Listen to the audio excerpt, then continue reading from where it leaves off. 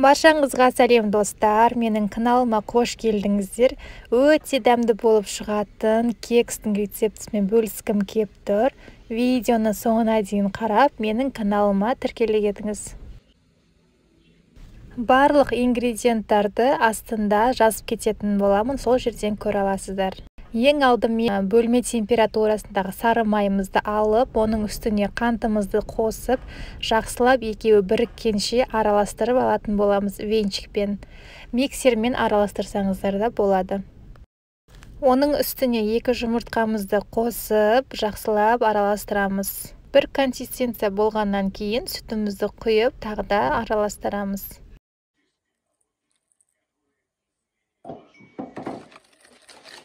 Онды міндетті түрде бөліп аз-аздан салған дұрыс.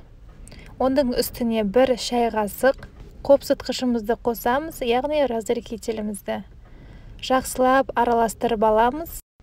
Қалған ұнымызды салып, бір масса шығаратын боламыз.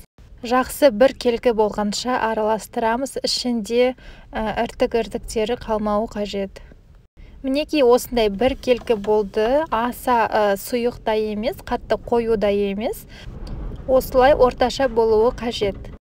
Мен ішіне изюм мен смородина араластырдым. Сіздер басқа да орех қоссаңыздар, шоколад қоссаңыздар болады, немесе ештеңе қоспасаңыздар да болады. Енді осы дайын болған кексімізді, массамызды осылай силиконовый формочкаға бір ас қасықтан салып шығатын боламыз.